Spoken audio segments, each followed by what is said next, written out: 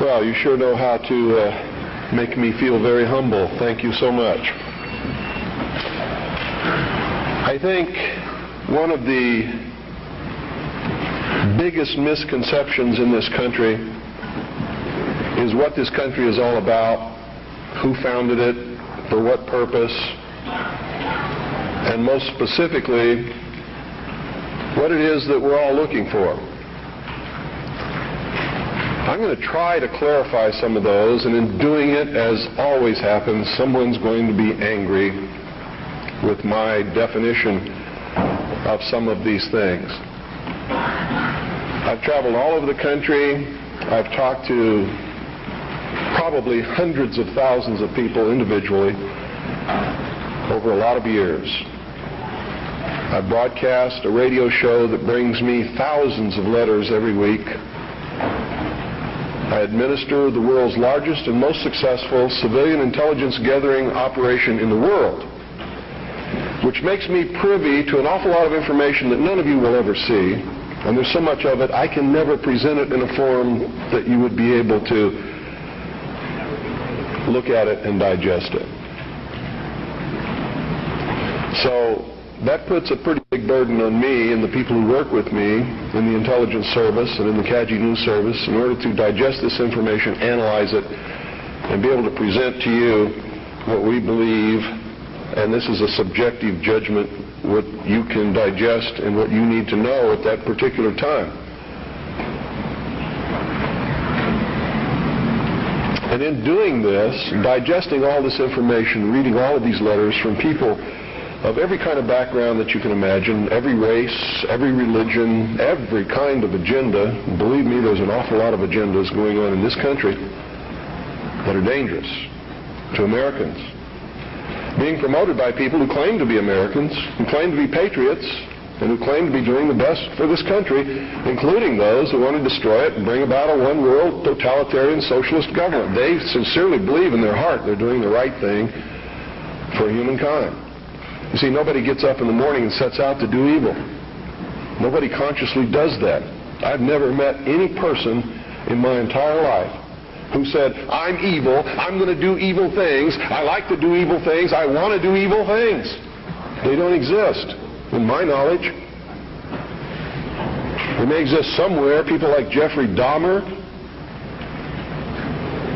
And I believe that even Jeffrey Dahmer probably rationalized what he was doing in his own mind to make it right. Isn't that the way we all do things? Even if we do something wrong and we know we're doing something wrong, don't we attempt to rationalize it in our own mind and to our friends to justify what we're doing? So I believe it's a great fallacy to set out to brand those whom we disagree with as being evil people. The result of their actions we may perceive to be evil. We may perceive it to be bad. But I guarantee you those people don't see it that way. And when we present ourselves to them in that light, we're good and they're evil, do you think we have a chance of getting them to listen to us? Not on your life. It's not going to happen. So I think we have to change the way we talk. We have to talk to them in a different manner. Now don't take what I'm going to tell you standing up here today and compare it to what I say on the radio and expect the two to concur.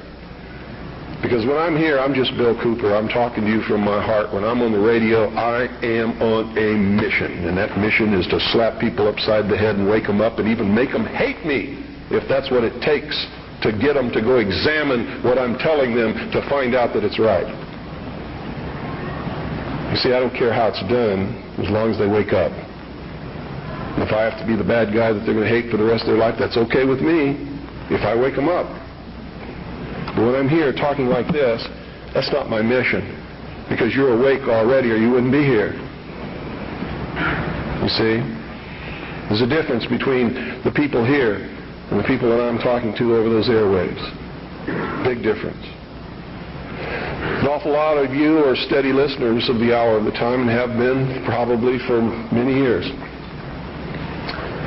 And when I'm talking on the radio, I know who you are, and I'm not talking to you. And I know that when you're listening and I talk about the sheeple, the stupid sheeple, it doesn't make you angry. You know why? Because you know you're not stupid sheeple, don't you? The person that gets angry has verified that I was right. Because he wouldn't get angry if he didn't know in his heart that he's a stupid sheeple. You ever been walking down the street and somebody comes running out and says, bank robber, stop that bank robber. Do you start running? Why don't you start running?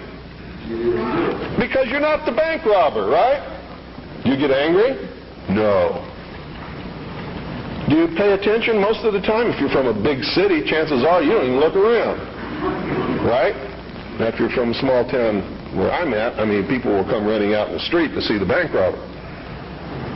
Because it's a small town and not much excitement goes on there, unless the IRS comes to mess with me. So, what I'm going to talk to you about today comes from my heart, from my experience in life, from playing this role as messenger, which I take very seriously, from my efforts to wake up the American people, from my family, from all the letters that I get, from people that I talk to, just like I've talked to many of you here today. I've learned some things. And I think these things need to be passed on to you. And I think you need to start examining yourself, your agenda, your mission. Who are you? What are you about? What do you believe about America? Is it true? Are you helping to divide us more? Are you helping to bring us together? Do you really understand what this country is all about?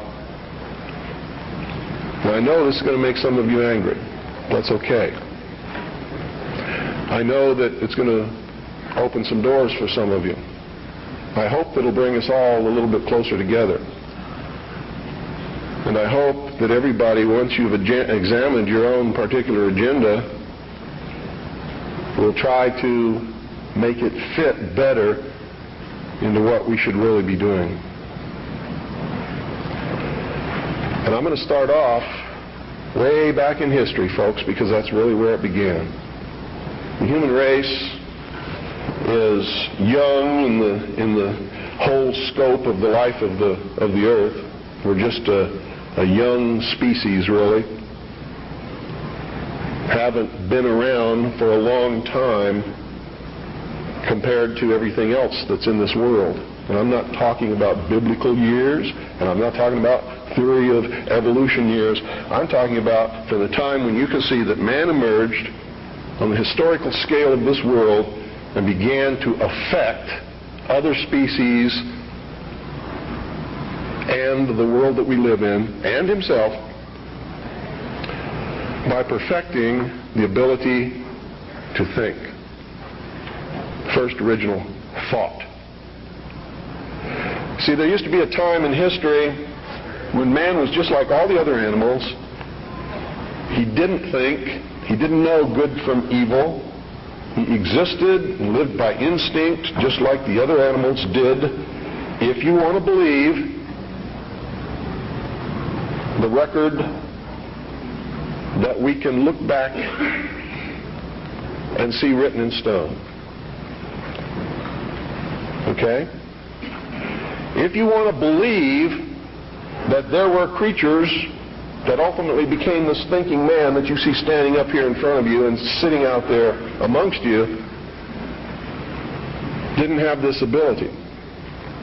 Now, if you doubt that, read Genesis in the Bible and you'll see that it's confirmed there. Wasn't there a time when Adam and Eve lived in the Garden of Eden? They were not to think. They did not know good from evil. They were just there to take care of the garden. Is that correct? So this concept and the biblical concept agree. Man just enjoyed what God had put there and sort of took care of the garden. Any dentist will tell you that our mouth was not made for eating meat. So ancient man most probably ate vegetables and nuts and things like that, roots. Doesn't mean that I'm telling you to become a vegetarian, because I'm not. You see, I really believe in freedom. I believe you should eat whatever you feel like eating. That's your business. But that's known to people who study these things as the age of innocence. Something happened that brought man out of that state, and if you're talking from a biblical reference, out of the Garden of Eden and into the world. He wasn't innocent anymore. He understood that he was naked, and that his partner was naked. He could think. He could look around. He knew when something was good and when it was bad, just as we all do here. When somebody comes up to me and says, well, how do we know which is the right way to go? I know that person is setting me up to justify his bad deeds, and I won't do it. You always know. We always know which is the right way and which is the bad way. The bad way sometimes feels better, so we may choose that way and justify it by rationalization in order to make ourselves feel better about the bad that we did. In the mystery schools, they refer to this mystical time of coming out of the age of innocence as the Luciferian philosophy. I've tried to illuminate you with this for years on my radio broadcast. In the Bible or in the church, they talk about the fall of man. Same thing. There's only one difference between the Luciferian philosophy and the fall of man, is that those who talk about the fall of man believe in God, whether or not they believe in a Savior. They believe in God. The ones who believe in the Luciferian philosophy do not. Now here's how that works. In the Bible we're told that Eve was tempted by Satan to eat of the fruit of the tree of knowledge of good and evil. God had commanded Adam and Eve not to eat of the fruit of that tree. If you do, ye will surely die. Isn't that the commandment? Lucifer, through his agent Satan, on the other hand, told Eve, God lied to you. He's holding back the fact that you too can become God. But first you have to eat of the fruit of this tree. And if you do, you will surely not die, but shall become as gods. Isn't that true? So, on the religious aspect, we see that as the fall of man because man disobeyed God. We see that as the subjugation of the woman beneath man, where she had originally been the partner. Now she is subjugated beneath man because she was the agent of man's downfall. Is that correct?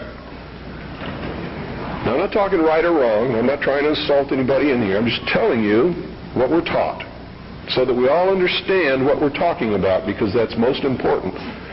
If you understand something differently than what I'm trying to impart to you up here, and we don't have the same definition, we're not going to understand each other, are we? The mysteries, on the other hand, look at this in a different light. Here's their story. It's a metaphor. They don't believe that there ever was a God, or that there ever is a God, aside from man himself. And man has not reached that state yet, but can, and this is what they teach in the lodges, that if you perfect yourself as the temple of the God within and become Christed, you've all heard this in the New Age movement, you too can become God. In her movie, running on the beach, spinning around, I am God. Go ask her early in the morning when she just wakes up and goes and sits in front of the mirror and looks at her aging face and tries to cover it up with makeup if she's God.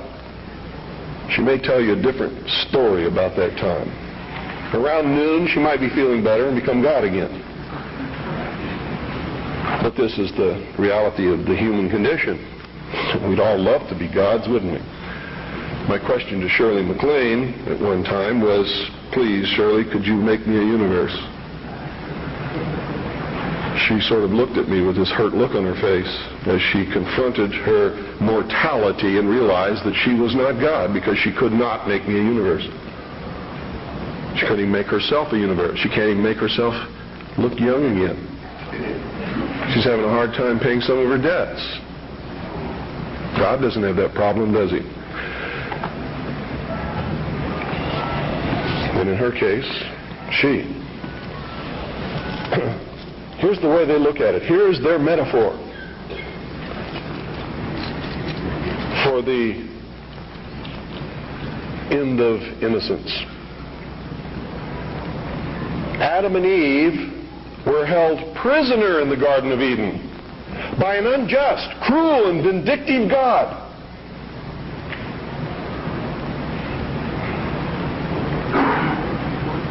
Until Lucifer, through his agent Satan, set man free from this garden by giving him the gift of intellect.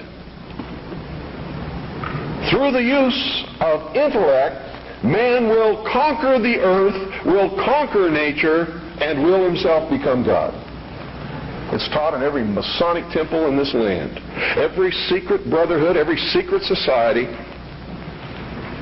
every mystical temple, every occult organization teaches the Luciferian philosophy. They do not believe in Lucifer. They do not believe in any entity called a devil, and they do not believe in God. It is a mistake for you to assume that they do. They're atheists in the strictest sense of the word. They are humanists. That's their religion. At the highest level, their goal is to create a world in which the adepts, the 1,000 points of light, working behind the veil to create the culmination of the great plan, can realize the ultimate happiness for mankind. That's why they don't oppose pornography. That's why they don't oppose certain crimes. That's why they say you should not be put in jail for the rest of your life for murder or anything else. There should be no death penalty, because it was a learning experience. And having gone through that learning experience, you're a better person now. This is what they teach. They believe punishment for these crimes is nothing more than vengeful retribution, which is wrong in their eyes.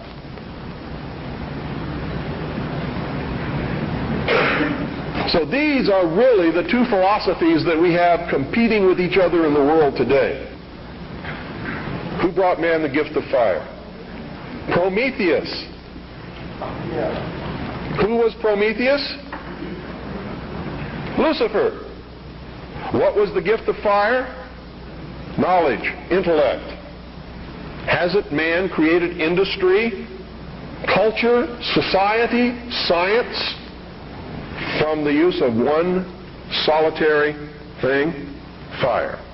Without fire, none of it would have occurred. None of it. Nothing. There would be no society without fire. That's how it's represented in the ancient myths and in the mysteries. How art thou fallen from heaven, O Lucifer, son of the morning? What is it represented as? A bolt of lightning struck a tree. The tree burst into flames. Ancient man, if you watch the movie Quest for Fire, rushed up and grabbed one of the burning branches, and it burned his hand, and he let it go. He probably didn't go any farther than that the first time. Second time, he may have found a deer that had been roasted by the heat of the fire in the forest. And being hungry, maybe he partook of some of that meat and found that it tasted pretty good. Also, the fire was warm and didn't get cold at night. And this is where the whole battle between the forces of light and darkness comes from. Man sat up on a rock one night watching the sunset and said, "Boy, I'm in deep trouble now." I can't see in the dark. There's wild beasts out there. There's tigers with teeth 7 inches long that want me for dinner. What am I going to do? He didn't know what to do.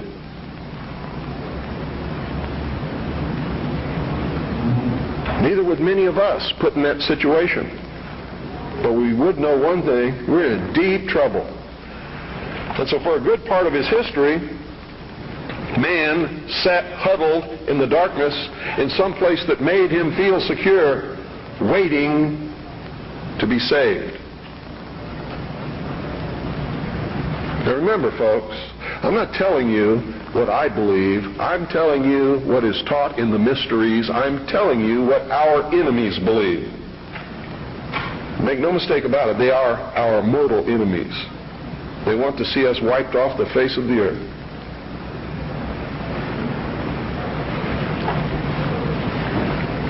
Man huddled in this darkness, fearful, trembling, cold, hungry. And around about he could hear the beasts roaring. And sometimes they were roaring because they were after him. And sometimes he was eaten.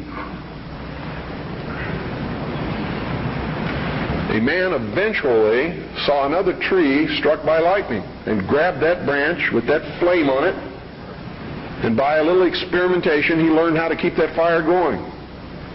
And if he could keep the fire going, he knew something nobody else knew, and he became the first king, the first priest, the first scientist, all rolled into one. And he would burn this fire and keep it going. And other men in the cold of the night, wanting to escape from the terrors that were out there, would gravitate toward this glow. And they would see this man sitting there. And if he was kind, he would let them come to the fire. And they would be warm. And they would be protected, because if the wild beast came, he'd pick up a branch and shove it in its face, and the beast would go away. And so the forces of light overcame the forces of darkness. And in the sunshine of the morning, the newly risen, resurrected child that had died the night before, their Savior, warmed them and saved them from the terrors of the Prince of Darkness. You have to study these things to understand your enemy.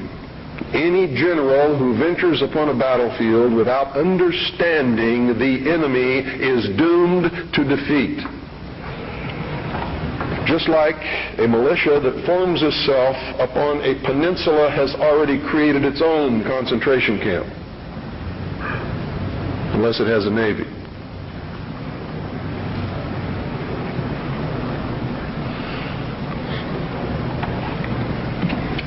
Damn good militia, I might add.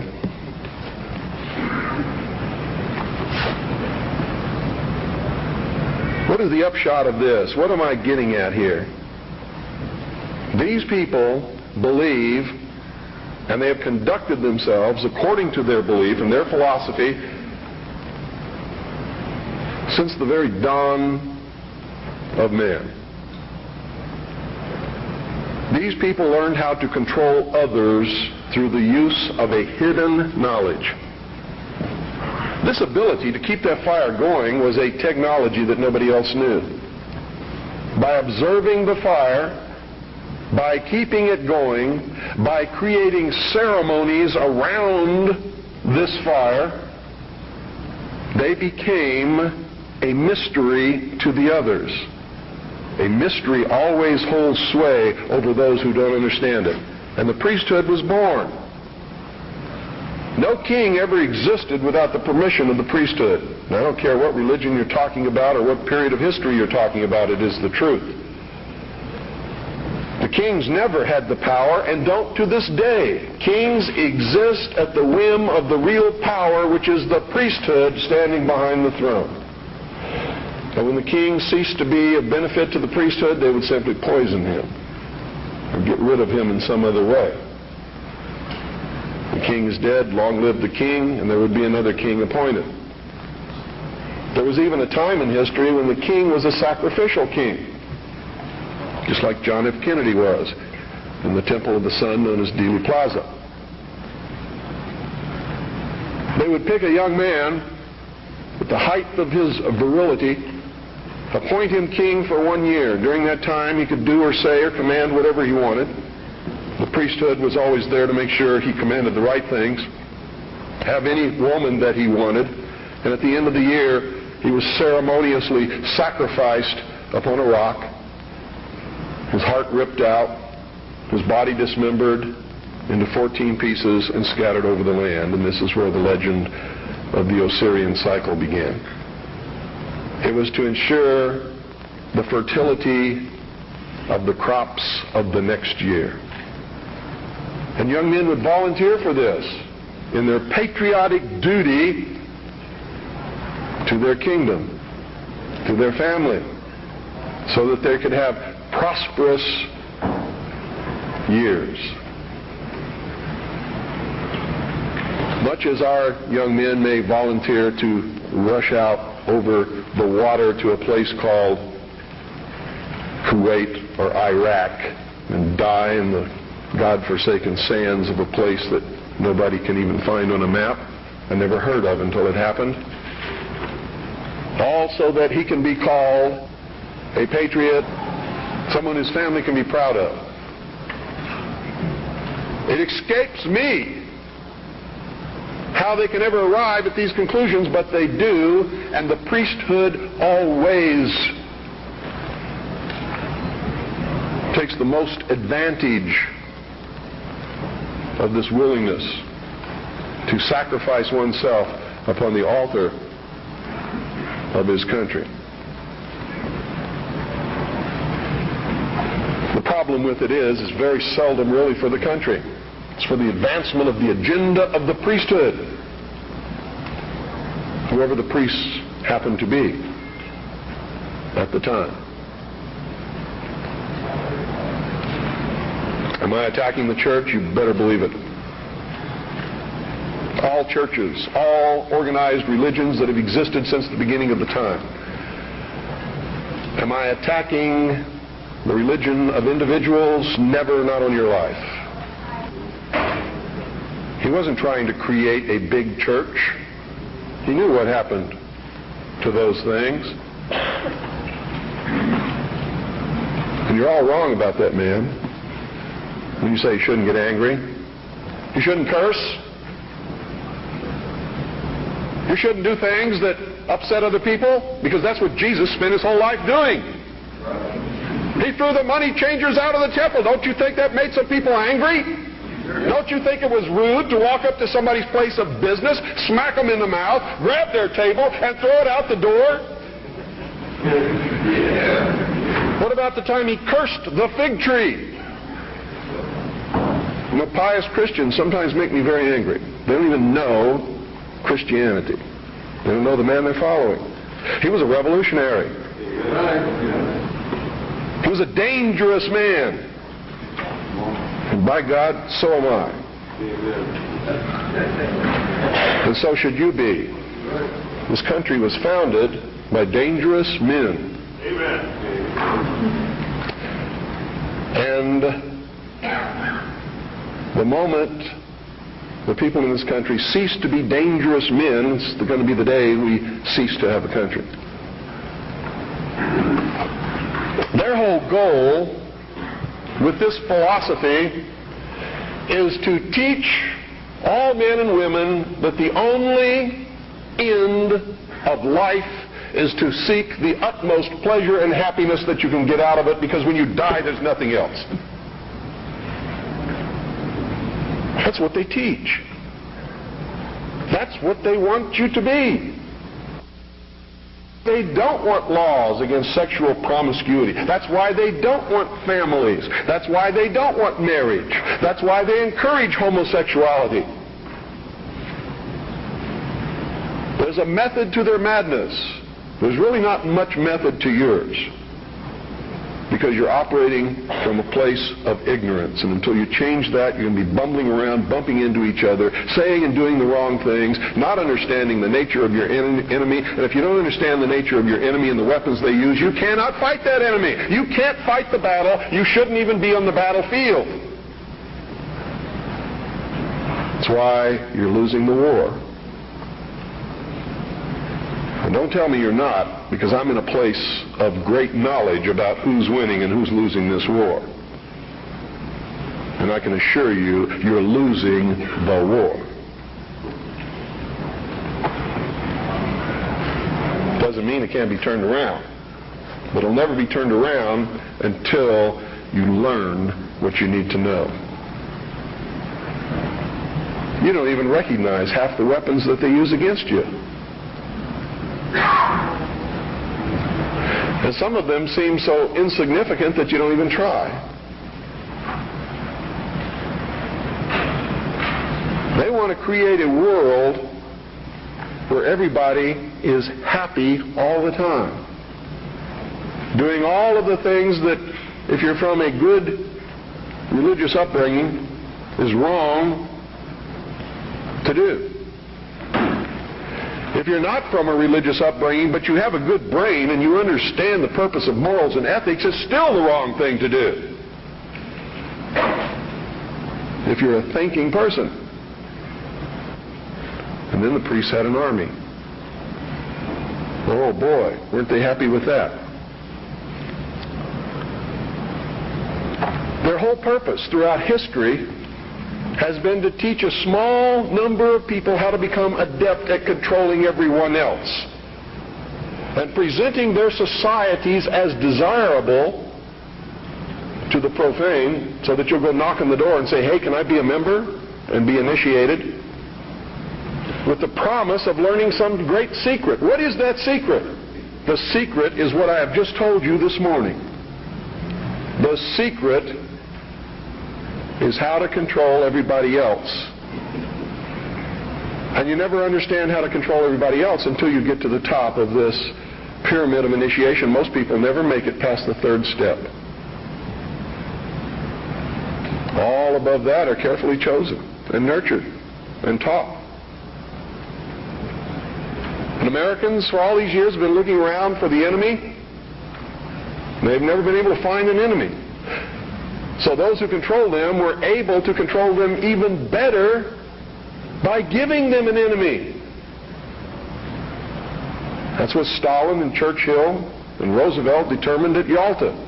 Who was going to be the enemy post-war? Turned out to be Stalin.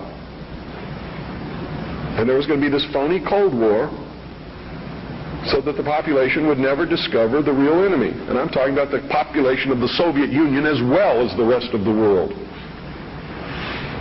You see, the enemy has always been here. It's your uncle, your aunt, your father, your mother, your brother, your sister, your nephew, your nieces, who belong to the fraternal orders collectively known as the mysteries. The very highest degrees of which, combined together, make up a secret order known as the Illuminati. Their goal is to destroy all existing religions save theirs, all existing governments save theirs, and shackle the mob in a system of eternal oppressive debt chained to a computer for the rest of their life, and a propagandized world to make them believe that they are happy in this system. Now, do you think they're succeeding? Haven't I described to you just now exactly what is going on in the world today? Yes, they're succeeding. They're succeeding because the American people don't understand their enemy. They don't even know what's happening. People were extolling the virtues of Pat Buchanan and actually considering voting for that man for president, and he sent them all a postcard. And on the front of that postcard, he identified himself as a high priest of the mysteries. Because on the front of his Christmas cards that he sent to all of his followers was the penis of Osiris, the phallus, the obelisk, with a nice red bow tied around the base, which represented the testes. You know what he was saying to you? Are there any children in here? He was saying, he was laughing at you. And so was every other member of the Illuminati. He was a highly degreed member of the sovereign and military order of the Knights of Malta, which was taken over in the Peasants' Revolt in England by the Knights Templars, who had sworn revenge upon the old Hospitallers of St. John's, which later became the Knights of Malta because of their role in the suppression of the Templars. How many of you watch Trinity Network? How many of you watch Pat Robertson? You ever seen the cross in the crown?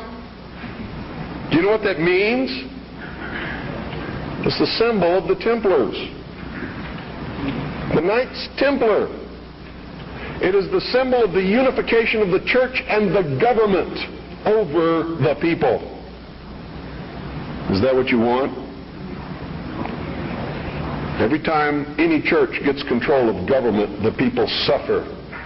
It has always happened. That's why our founding fathers established a country where that was not supposed to happen, where everybody was free to worship at the altar of their choice.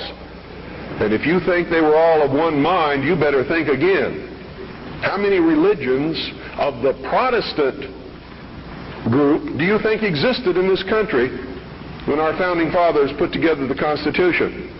Over 1,500 different groups, all claiming they were right, teaching a different dogma, quoting Scripture to justify what they said, and everybody else was going to hell. So don't give me this Christian nation bullshit, because that's what it is. This nation reflected Christian values because the people who made up the government in the early days were Christian. But none of them agreed with each other, and they still don't today. They very seldom ever have. What do you mean by Christian? Seventh-day Adventist? Branch Davidian? We need to do some serious evaluating, some serious checking out of agendas. You really want to take over the government and make it a theocracy?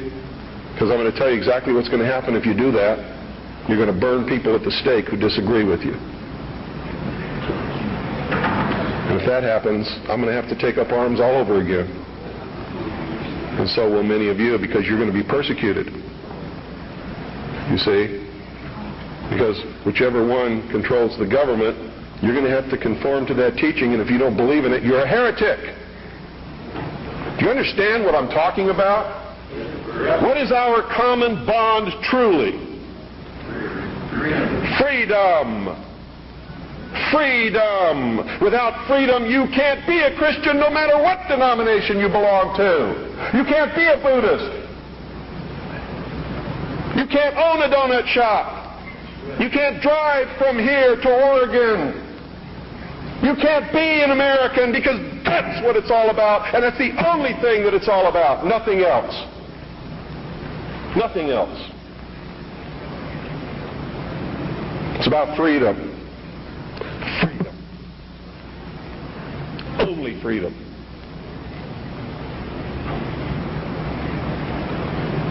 It means you have to let other people be free, even if they disagree with you. I had a tremendous admiration for the courage of those two communists who had the guts to walk up with their little communist sign and their communist flag. Two of them, young people, all alone in that sea of America, militia, uniformed patriots. And I saw people who wanted to kill them.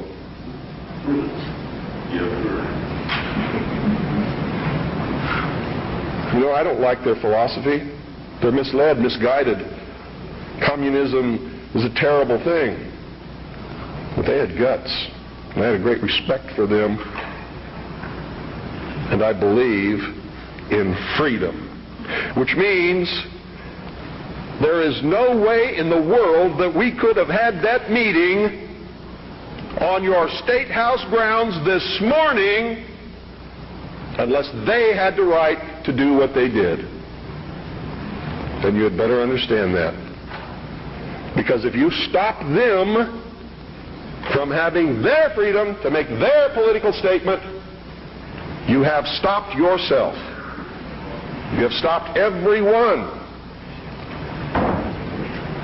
And that must never happen in this country. It must never happen in this country. Because if it does, there'll never be another congregation like this, and you'll never hear me speak again because I'll be dead. And so will most of you. This country's about freedom. Because only with freedom can you have all of the other things that everybody professes that they want. It's the only way it can be done. I hear all kinds of misconceptions and misstatements. I have the freedom of the press. No, you don't. No, you don't. The man who owns the press has the freedom of the press. And he can say in his press whatever he wants, but you can't. That's why I get angry with Americans when they say, the Jews control the press.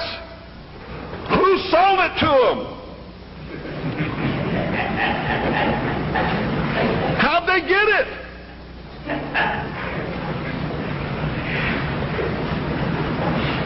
You want the press? Start a press. You want to be on the radio? Do it. But stop whining. Stop bitching. Stop complaining. That guy that owns the press, that's his press. He can do with it what he wants. Just like you do with your car what you want because it's your property. He doesn't owe you anything unless you've got a contract with his signature on it that says he will print what you say. And if you can't produce that, he doesn't owe you anything. That's America. You know what's wonderful about America? You can have a press. I have a press. How many of you have seen my newspaper? That newspaper's no joke. It makes congressmen cringe when they see it. It scares the hell out of the enemy. You too can have a radio show. I'm going to teach you how just here in just a couple of minutes. You too can publish books like this. I did it. The Harvest Trust is the trust for my children. I'm not rich. I don't have anything. You know how I financed this book? I sold copies before it was printed to people who believed enough in me to buy them. I don't have any money. I have my family. And that's all the wealth I ever need. I don't make any money from my radio show. Veritas has operated in the red from the beginning. And probably always will. But I got something that you don't have. I have a free press. It's mine. And I get to say what I want. And I get to publish what I want and print what I want because it's mine. And I'm free. And it's my free press. That's why I don't care if somebody calls up my radio show and says they don't like what I say. Screw you. Get your own show.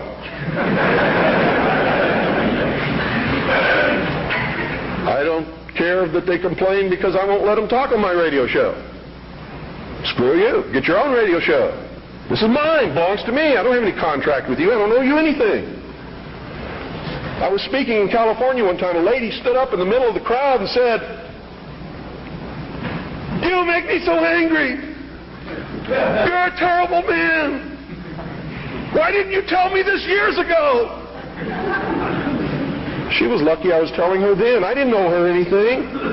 But she blamed me because she didn't have the information that I was imparting to her on that day years ago. And I had it years before that. I didn't know how to do it. I would have. Oh, God, I would have. You don't really understand sometimes what a terrible burden it is to know some of the things that I know. And try to wake people up and impart this knowledge to them.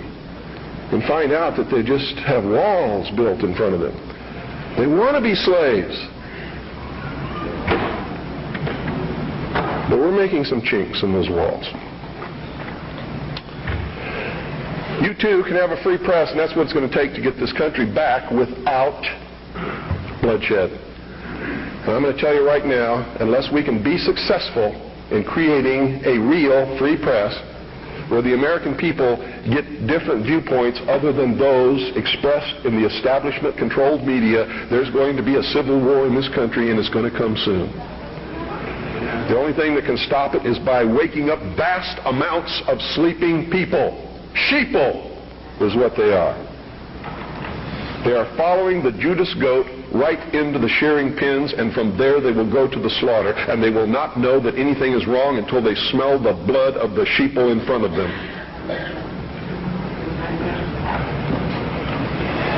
Anybody can publish a newsletter or a newspaper. Anybody. It is not expensive. It is not difficult. And everyone in this room should be doing it all across this country. And everybody that you come in contact with, you should encourage them to do it. And we should flood this nation with information. Not rumor, not opinion, not bullshit. Documented fact. Everything you print must be documented. If it's not, eventually people will stop reading your newsletter or your newspaper. Because all they have to do is check out a few things and find out it's not true, and you're finished. You must publish only documented fact. And you must stay away from printing articles from people who will not document as fact what they put in their articles. That's why my broadcast scares the hell out of socialists. That's why in a White House memorandum I was named as the most dangerous radio host in America, not because I'm going to go out and shoot somebody, but because I shoot documented facts which cannot be refuted. That's why. That's what's dangerous. Seek ye the truth, and the truth will make you free, and nothing else will do it. Jesus Christ has never lied to anybody. Why won't you listen to him? Don't spread a rumor. Spread the truth. Document it. Prove it. Make it irrefutable, and you too will become dangerous to those who admire us in lies and enslave us in socialism. Anytime any system makes you dependent upon anybody or anything or any system, you are enslaved. Understand that. It doesn't have to be chains of iron. You don't have to be hanging up on a wall. You just have to be obligated. That's all it takes. You too can have your own radio station and broadcast anything that you want. You can broadcast your own shows. You can be your own host on that show. You can broadcast tapes of other shows. We encourage people to buy satellite receiving stations across this country, purchase a very simple FM, low-power transmitting kit, and set up their own FM radio station in their hometown. And we now have over 670 people across the nation. It's not expensive. If one person cannot afford the cost, what is wrong with 8 or 10 or 15 or 20 of you getting together, pooling your money, buying one satellite receiving station, a small FM low-power transmitter, and setting up your own broadcasting station? I hope you will broadcast the truth and not some agenda. You see, what happens when you broadcast the truth is you piss everybody off.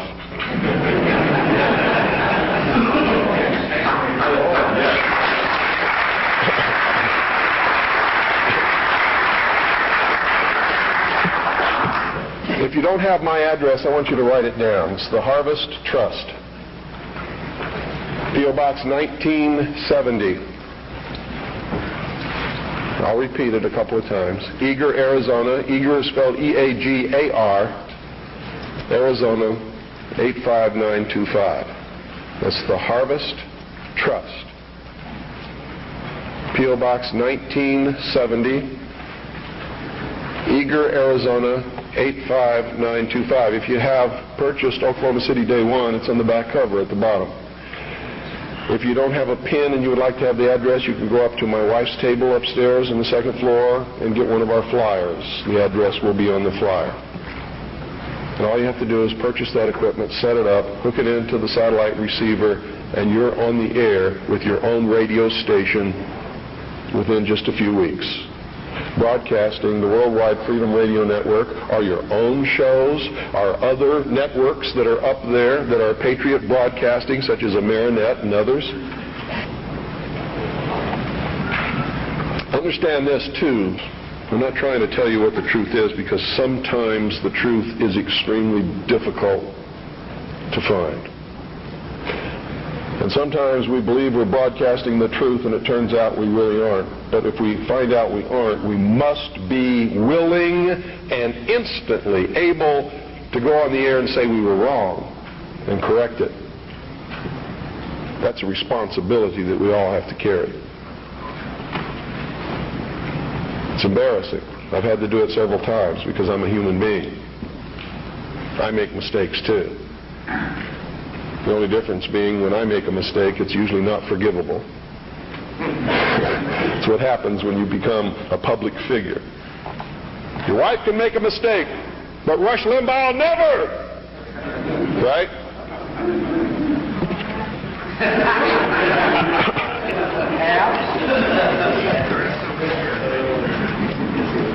I want you all to get interested in this.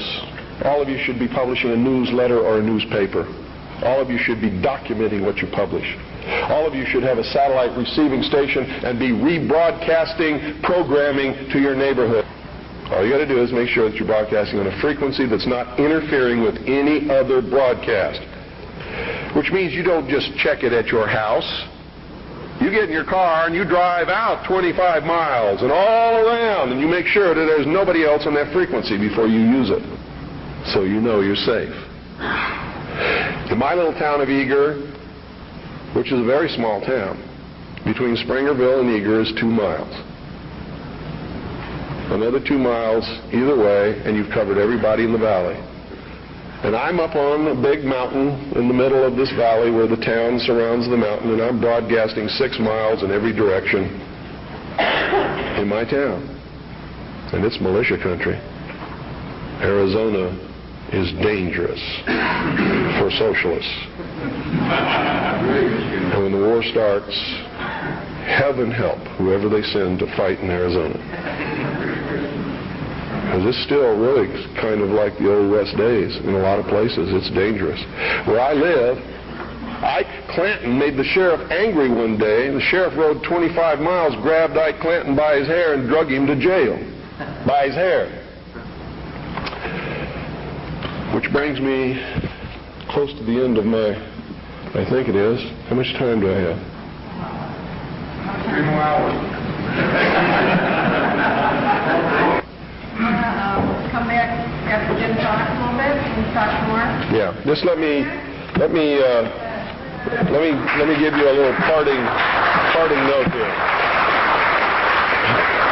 I'll be back up as well with, as will the others, to answer questions later. Mr. Collins has to catch a plane, so I'm going to cut my talk short, and please give him your undivided attention. I'm going to tell you right now, because I deal in reality, I'm going to vote for Charles Collins, but at the same time, I'm a realist. And everybody in this room should be voting for Charles Collins, but at the same time understanding he's not going to be the president of the United States. Okay? And I'm only telling you that so that you're dealing in reality. Okay? But he is the best man on any ballot in this country. Thank you.